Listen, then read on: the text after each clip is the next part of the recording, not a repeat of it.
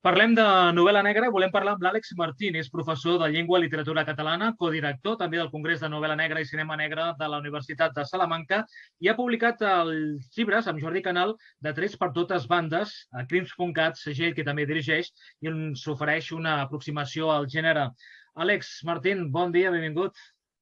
Bon dia, Jordi. Encantat. Primer de tot, has publicat aquests dos llibres amb el Jordi Canal, Trets per totes bandes, 2 volums. Jo crec que són una guia indispensable per si ens volem endinsar, o si ja coneixem o no, el gènere negre, no? Com sorgeix tot plegat aquest projecte? Sí, aquest projecte neix sobretot pel que tu comentes, és a dir, hi ha una intenció d'oferir al lector una guia, no? Podríem dir per a lectors inquiets, no? Que volen saber doncs, una mica els orígens del gènere i trets diferencials, no? Perquè malauradament vivim en un país on sembla que no tenim molt clares les etiquetes, no?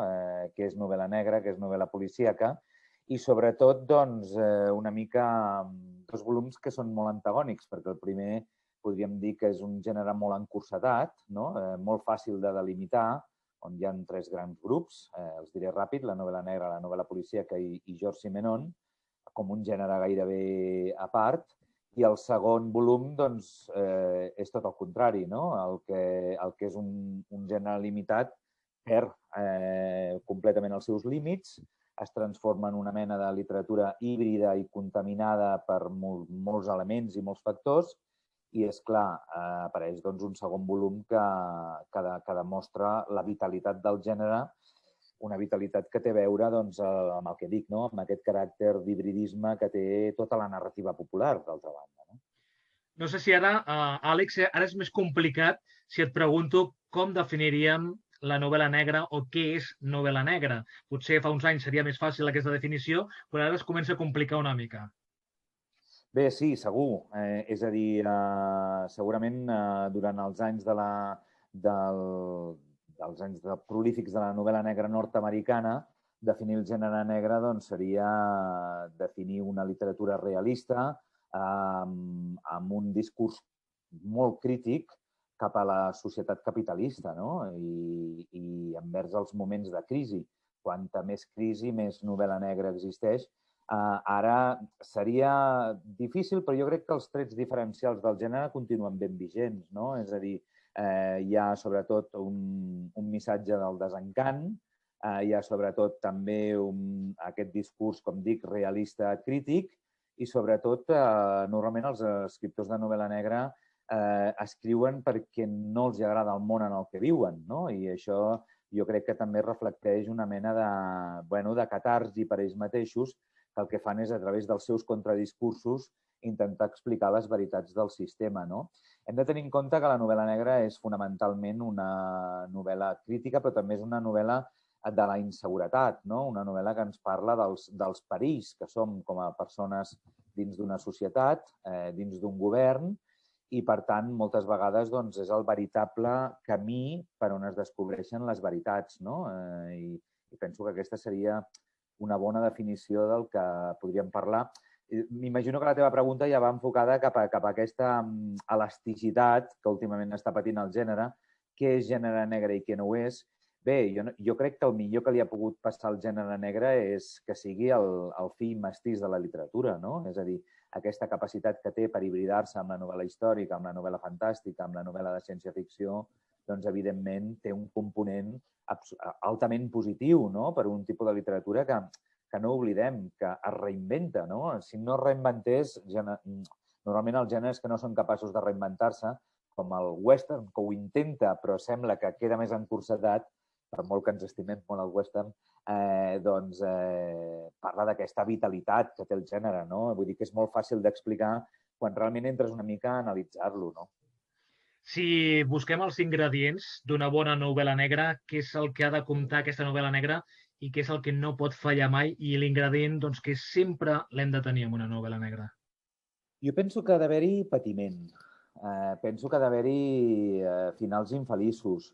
Penso que una bona novel·la negra ha de fer sentir incòmode el lector, no? És a dir, que l'ha de fer patir. No? Jo penso que és el que comentava abans, no? És una literatura dels finals infeliços. És una literatura que mostra doncs, la veritable, com deia el Jim Thompson, la veritable ànima, la cirrosi de l'ànima humana, no? És a dir, anem a explicar les nostres misèries i anem a explicar doncs, les nostres febleses com a éssers humans, no? Ja sigui des d'un punt de vista més patològic, com feia el Jim Thompson, més delinqüencial, com havia fet el Barnett, més accidental, com havia fet el Goodies, però penso que la veritable novel·la negra és una literatura de minories, perquè és una literatura que no acaba d'encallar segurament amb un altre tipus de novel·la, la novel·la policíaca, que és més satisfactòria, que resol a través de la genialitat d'un personatge un determinat cas, que té uns finals feliços, que transmet una seguretat o una justificació. Jo penso que la novel·la negra queda molt allunyada de tots aquests principis, no? I per això, doncs, són uns autors moltes vegades minoritaris o els veritables autors que escriuen novel·la negra del dolor, la literatura del dolor, que això ho faria el Massimo Carlotto, ho faria el Víctor del Árbol, fins i tot ho faria el Carlos Zanón o el Jordi Ledesma, doncs ens transmet un tipus de literatura que no és agradable, no? És un món doncs, en el que t'adones que no hi ha llum, no hi ha escapatòria, no hi ha un final feliç. No? Has de conformar-te en que la vida doncs, és tràgica en moltes ocasions. No?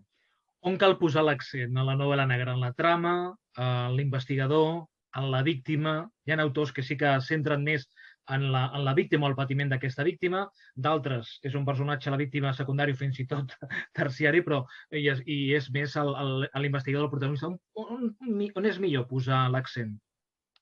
Jo penso que, des que vaig llegir Collita Rosa de Dashiell Hammett, penso que el veritable accent d'una novel·la negra són els diàlegs. Els diàlegs és el veritable tour de force de la novel·la negra, no? Penso que és una literatura, no hem d'oblidar que és una literatura molt de guió, no? Si no, el cinema no hagués fet les meravelles que ha fet el Howard Hawks, el John Huston, és a dir, tots els grans directors de cinema i després els francesos, la Nouvelle Vague, van sentir un gran interès per aquest tipus de literatura perquè precisament era una literatura que tenia dos trets. Un, com dic, el tema dels guions, és a dir, els diàlegs són fonamentals en una novel·la negra, penso que són la veritable acció, i després la recreació d'ambients i d'atmosferes. No? Per mi, jo sóc una mica xalderià o una mica Julián Ibáñez. Penso que amb els ambients i les atmosferes en tenim prou els grans lectors de novel·la negra. No? Penso que els carrers foscos, allò que feia Goodies a Filadèlfia, això que fa el Julián Ibáñez en molts carrers espanyols, penso que és és aquesta gran doble lectura del gènere, no? L'interactuar com a lectors, però a l'entrar-hi, segurament la història no és que sí que ens interessa, no? Però al final és tot un trasfons, no? És el personatge perdedor, el personatge patidor, aquells carrers doncs, on et mous, no? Amb una determinada atmosfera molt concreta, i els diàlegs, no? Penso que els diàlegs... Jo crec que els grans escriptors de novel·la negra, el James Crumley, ara estic pensant, per exemple, la força radicava en la força dels diàlegs. Àlex, ja coneixem alguns dels ingredients importants d'una novel·la negra, i en la primera part del Tres per totes bandes explicàveu vosaltres, tant tu com el Jordi Canal, els diferents noms que rep la novel·la negra en diferents països. Aquí ens hem quedat a novel·la negra, tot i que al principi algú deia novel·la de lladres i serenos de forma despectiva, però diem novel·la negra, però depèn de quin país es defineix d'una manera o d'una altra. Sí, nosaltres hem tingut un problema terminològic des de sempre. Afortunadament, el terme lladres i serenos ha desaparegut perquè tenia un to molt paròdic, molt humorístic. És al final un lladre doncs deixa de ser, dins de la gradació dels criminals, una posició bastant feble, no? I el sereno, doncs, no oblidem que era un petit vigilant dels carrers nocturns durant la postguerra espanyola, no? En el qual, si hi havia algun problema, havia de telefonar a la policia. El que passa és que teatralment, durant les primeres dècades a Catalunya, al segle XX, sobretot els orígens teatrals, doncs va sorgir aquest terme, no? El terme de lladres i serenos, que afortunadament dic no ha quallat. No? És veritat que cada país té la seva pròpia terminologia. Penso que els francesos, doncs, que són els artistes de la contracció, fan això de roman policial polar, no? Que això del polar doncs, és un bon terme. No? Nosaltres penso que no el definim bé. No? Durant els anys 80, per exemple, el Romà Govern, el Xavier Coma i el Salvador Vázquez de Parga, tots tres van intentar etiquetar l'etiqueta de criminal, que penso que és una etiqueta que recull millor totes les manifestacions del gènere, no? Però, evidentment, els argentins, quan van venir cap aquí als anys 70, que fugien de la dictadura militar i que molts van dirigir col·leccions a Catalunya i a Espanya, parlaven sempre de novel·la negra i ha quedat el terme novel·la negra. Però novel·la negra, al final, com he dit, és una petita part del tot, no? Precisament no hauria d'englobar tot, hauríem d'inventar. Per tant, nosaltres vam optar per novel·la negra i policíaca, els dos llibres, perquè pensàvem que, bé, d'alguna manera salvàvem els mobles, no? Perquè sí que cal diferenciar-los i sí que crec que té, a més, targets de públic molt diferents, un gènere i l'altre. De fet, a la segona part de Trets per totes bandes sí que podem aprofundir molt més en aquests subgèneres que hi apareixen, sobretot aquesta diferenciació que has fet abans de la novel·la negra clàssica i l'actual, on hi ha aquesta hibridació de gèneres, i de subgèneres en tenim tants, suposo, com a escriptors o com a lectors. Tenim des de la novel·la d'espionatge, també entraria, la comèdia policíaca, la psicològica, el true crime, que darrerament està funcionant molt, molt i molt bé, el hard-boiled, en definitiva. Tenim moltes definicions, fins i tot novel·les negres dedicades o adreçades o ambientades en el món LGTBI. Vull dir que tindríem gèneres per tots els gustos, no? Vull dir, qui digui que no li agrada la novel·la negra pot triar i remenar, eh? Sí, nosaltres dèiem això, no? Que al final això de la novel·la negra és com menjar, no? Et pot agradar més o menys un àpat, però a ningú no li agrada menjar, no? O no menjar, no? Tots mengem alguna cosa i, per tant, penso que la novel·la negra ofereix avui un ventall de possibilitats abastíssim, no? És a dir, realment tenim per triar tota mena de gèneres i tota mena de temàtiques, no? Sí, és veritat que la gran dificultat dels dos llibres que vam escriure amb en Jordi Canal va ser fer l'esquema, no? És a dir, decidir quin era l'esquema d'aquest llibre, perquè jo quan vaig veure l'índex fet, vaig veure el llibre fet i no havíem redactat una sola pàgina, no?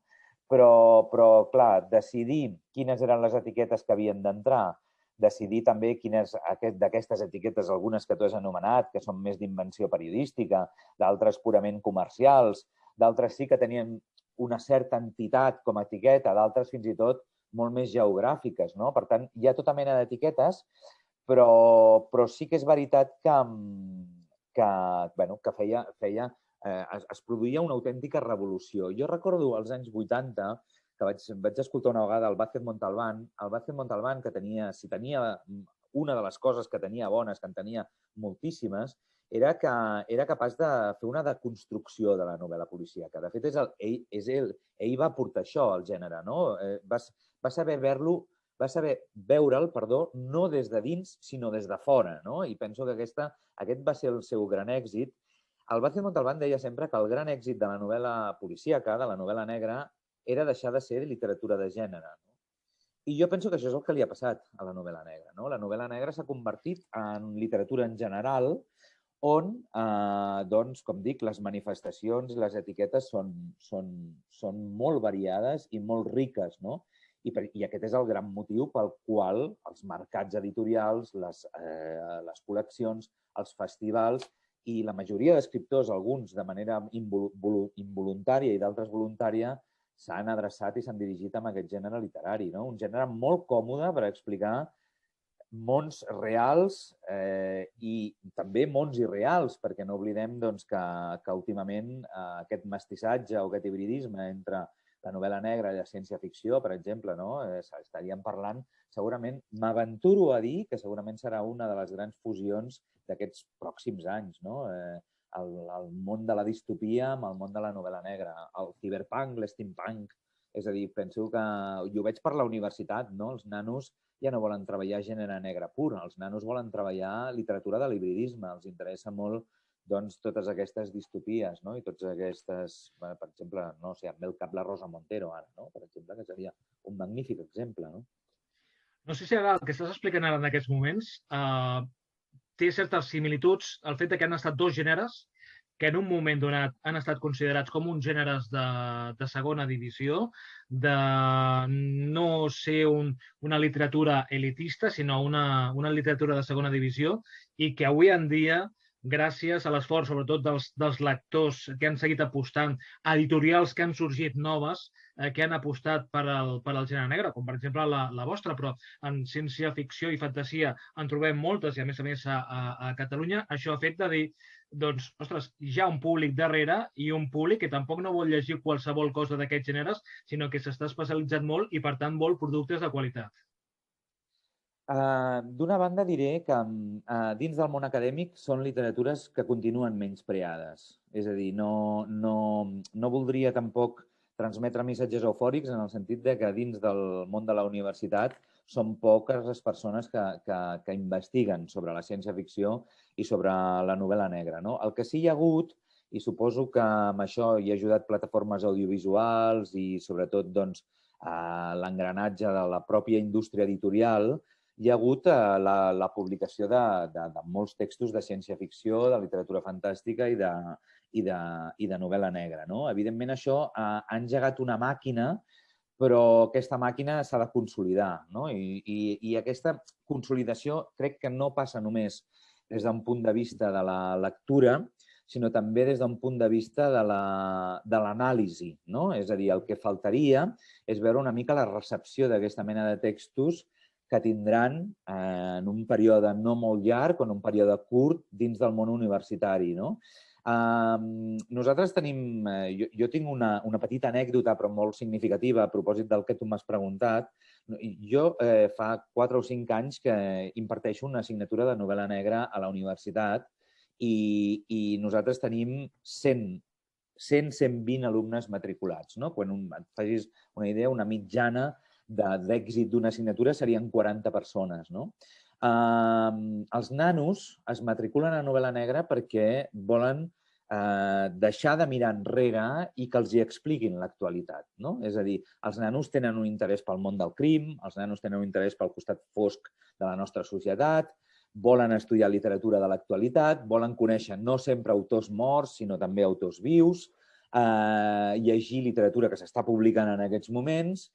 I ara vull proposar a la universitat també una assignatura de ciència-ficció, no? Perquè penso que són els dos gèneres que realment trenquen motlles les distopies. Per exemple, jo sempre dic que no hi ha literatura més crítica que la ciència-ficció, perquè si hi ha un autor, perquè l'autor de novel·la negra explica la realitat, però és que l'autor de ciència-ficció s'evadeix de la realitat perquè no li agrada el món en el que viu, no? I disfressa distopies on aquest món pot ser catàrtic o pot ser constructiu, o més utòpic, no? Però en aquest sentit doncs, penso que són dues literatures que han començat a emergir amb moltíssima força, i sobretot al mercat editorial català, amb Males Herbes i penso en la nostra pròpia col·lecció, però falta una mica, crec, de recorregut pel que fa a l'anàlisi del que donarà de si aquests gèneres en els propers anys. No? Clar, són gèneres populars, durant molts anys la literatura popular ha estat vista com una literatura de consum, de menys preu, i, evidentment, com a tots els gèneres, doncs, hi ha bona i mala literatura. No? I, per tant, la nostra feina doncs, és explicar Orwell, explicar Huxley, explicar Barnett, explicar Hammett a classe, no? I veure que són uns textos amb molta, no només amb molta qualitat, sinó amb molta capacitat de proposta didàctica, no? Per aprendre molt. No? I penso que això és interessant. Parlàvem abans dels subgèneres, tenim també denominacions geogràfiques com els vins, no? DEOs, tenim la novel·la nòrdica, la novel·la mediterrània, el polar francès, tenim diferents orígens molt marcats, i entre els autors de novel·la mediterrània no solen parlar molt bé dels autors de novel·la nòrdica. No sé si aquí hi ha com una guerra o tot forma part d'un entramat allò comercial i el màrqueting. I no tot el que es diu com a novel·la negra o novel·la nòrdica, doncs en realitat ho és, no? Per haver nascut a la Mediterrània no vol dir doncs, o que ubiqui a la Mediterrània que sigui novel·la mediterrània. Parla'ns una mica d'aquestes denominacions geogràfiques. Sí, jo penso que les etiquetes geogràfiques són les que més cauen, no? A les mans del lector, perquè normalment han estat amb propòsits estrictament comercials. No? Sabem que les geografies, sobretot en el món del crim, tenen una funció purament, moltes vegades, costumista. No? És a dir, sabem que existeixen aquelles novel·les. Quin lector que hi ha lector de novel·les policíaques en algun moment no ha viatjat a una ciutat per fer un recorregut que feia el seu detectiu, no? I, per tant, penso que aquí els periodistes han tingut molta culpa de certes etiquetes en ocasions doncs, identificatives per vendre llibres. És positiu des d'un punt de vista de mercat, però quan entres a fons i analitzes a fons, doncs t'adones que aquestes etiquetes en ocasions cauen per si mateixes, no? Penso, per exemple, en l'etiqueta mediterrània, que és una etiqueta que afortunadament neix més que com un concepte del Mediterrani, penso que neix com un concepte del desencant, no? De la frustració, diguem-ne, de la caiguda del comunisme, d'una sèrie d'escriptors des d'una posició militant d'esquerres, que realment veuen que aquest món s'està desfent, no? I des del món del periodisme, perquè molts d'ells formen part des del periodisme i des del periodisme decideixen escriure ficció, doncs construeixen una mena de discursos en els quals intenten explicar les veritats oficials, no? Penso que això ha unit molt, per exemple, el que tu deies abans, el tema mediterrani, a Vázquez Montalbán, a Camilleri, a Itzo, a Marcari, si vols, però penso que hi ha altres escriptors que compleixen la mateixa funció i que no són estrictament del Mediterrani. Penso, per exemple, el cas de Leonardo Padura, o de molta novel·la neopolicial llatinoamericana, faria precisament aquesta funció també, la novel·la negra, és a dir, una funció que encara que sigui a l'altra banda del mar, encara que sigui al Carib o a l'Atlàntic, és a dir, el mateix discurs existeix, és un discurs del desencant, un discurs on hi entra la gastronomia, un discurs molt social, un personatge que vehicula, per tant, un mateix tipus de novel·la, és a dir, un personatge serial. I bé, és una etiqueta que jo penso que ara cau pel seu propi pes. Els nòrdics és el mateix, en realitat. És una mica el desconeixement d'una societat, l'escandinava, que des d'un punt determinat, des d'aquesta construcció, diguem-ne, de la mentalitat que teníem, de l'ordre perfecte de la societat del nord, una mica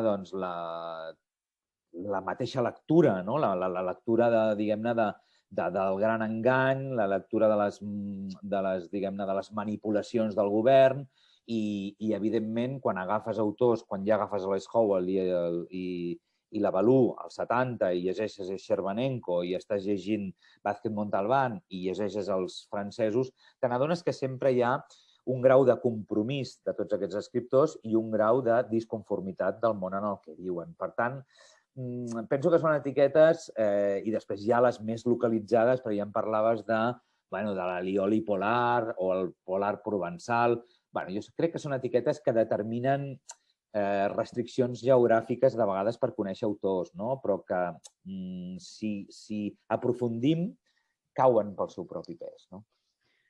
En una ocasió, Donna León, parlant de la novel·la nòrdica, deia que el que no li agradava era que les novel·les nòrdiques els protagonistes mai menjaven, mai sabíem el que feien el dia a dia, que anaven directament a l'assassinat, al sang i fetge, no? Sí, penso que és veritat que els nòrdics mengen malament, no tenen una alimentació molt equilibrada a través de les pizzas, els entrepans i les cerveses, però sí que és veritat que el vehicle de la gastronomia, i ha lligat des de Simenon i ara recordo a Francisco García Pavón i recordo tots aquests escriptors que d'alguna manera han introduït la qüestió de la gastronomia, s'ha d'anar en compte en el sentit de... La gastronomia funciona clarament com un impàs en el cas policíac, funciona com una marca d'identificació, funciona fins i tot per relaxar el cas policíac en un moment determinat, com James Bond jugava a cartes, però penso que al final has de diferenciar molt bé una marca d'identitat o un reflex del costumisme vers l'autèntica novel·la negra. La senyora Donna León, amb tots els meus permisos, fa una novel·la policíaca molt costumista, molt adobada, amb elements de significació, però que en realitat penso que no sé com dir-t'ho, que la fórmula arriba a ser una mica repetitiva i una mica una mica cansada pels lectors, no? Jo penso que les sèries, precisament, el que han de tenir és innovació, renovació, i penso que precisament aquesta sèrie no ofereix cap d'aquestes característiques. Si parlem del futur de la novel·la negra, com el veus? Hem parlat de la hibridació de gèneres, que combina darrerament molt i molt bé amb la novel·la de ciència-ficció, la novel·la fantàstica. Com veus el futur? Revolucionari. Revolucionari amb... Com la pròpia novel·la negra, no? Com la pròpia novel·la negra, transgressora i revolucionària. Penso que el gènere es continuarà reinventant. Penso que no hi ha més atractiu per un estudiós de la literatura o per gent que ens agrada i ens estimem la literatura que veure la transgressió, no? És a dir, jo entenc que hi hagi lectors que els agradi llegir el mateix tipus de novel·les, però arriba un moment que si cada dia menges llenties, doncs te'n canses, no? Penso que al final la literatura és el mateix, no? És aquesta capacitat d'innovar, d'experimentar, d'oferir-nos noves fórmules, nous camins, no? I penso que tota la narrativa popular, el seu gran èxit radica en precisament en aquestes qüestions, no? Penso, per exemple, amb el western, penso també, malgrat que és un gènere molt estereotipat, penso, per exemple, l'altre dia que vaig anar a veure l'última del Clint Eastwood, no? És a dir, sempre els Fargo, no? Sempre hi ha un intent de renovació. Tots aquells escriptors que recordem i que ens queda a la nostra memòria com a grans escriptors són aquells escriptors que innoven, no? Que intenten innovar, experimentar a través de la literatura, i penso que la narrativa popular, en aquest sentit, té un camí insondable de possibilitats, no? I, per tant, el veig revolucionari i transgressor.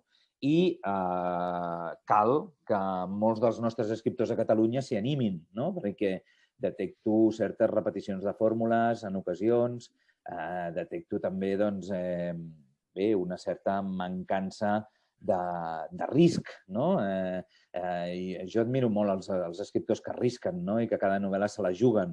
I bé, abans tu i jo dèiem el nom de Lluís Llort, que em sembla que és un paradigma d'aquesta mena de fer, no? Un escriptor que cada vegada que s'enfronta al paper en blanc intenta renovar-se, intenta jugar amb el lector, experimentar, i penso que aquí és una mica el fruit, no? D'aquesta nova onada de novel·la negra, no? Que també ho és. No direm noms d'aquests autors que comentes que no s'arrisquen, però sí que ens quedem amb aquest nom, evidentment, de Llort, un dels grans autors que tenim a casa nostra. I bé, jo convidaria els lectors a que, sobretot, aprofundeixin aquests dos llibres, trets per totes bandes, primer i segon volum. No sé si esteu preparant amb el Jordi Canal un tercer volum, o de moment ho deixeu aquí. Tercer volum d'aquesta guia no, perquè ja hem arribat, diguem, a la marca temporal actual. Aleshores, caldrà que passi una mica de temps. El futur. El futur. Caldrà que passi com a mínim 20 anys, també per veure quines d'aquestes etiquetes es mantenen, quines desapareixen, quines es renoven i quines neixen, no? Perquè això sí. Sí que et puc avançar, que això no, crec que no ho he dit, que amb el Jordi Canal estem preparant un llibre sobre Barcelona i la novel·la negra. És a dir, hem decidit que intentarem fer el gran llibre de Barcelona i la novel·la negra, no? I és un treball que ja fa 6 o 7 mesos que estem en recerca bibliogràfica, perquè, com saps, hi ha molta novel·la negra ambientada a la ciutat de Barcelona. Evidentment, serem selectius, però sí volem fer com una mena de recorregut d'aquests 110 anys del que ha suposat i com ha anat canviant la novel·la negra a la ciutat de Barcelona, escrita tant en llengua catalana com en llengua castellana. És a dir, que és un llibre amb ambició de globalitat, però que penso que pot ser molt interessant, no? Un llibre que parla de geografia, purament, no? I de com ha evolucionat la ciutat, ha evolucionat o involucionat, que cada dia ho tinc menys clar, no? Però pot ser un llibre interessant. Doncs estarem atents a quan es publiqui aquest llibre i, evidentment, que en parlarem. Àlex Martín, gràcies per acompanyar-nos i per aquesta lliçó magistral sobre la novel·la negra clàssica, actual i cap a on va la novel·la negra. Moltíssimes gràcies. Gràcies, Jordi.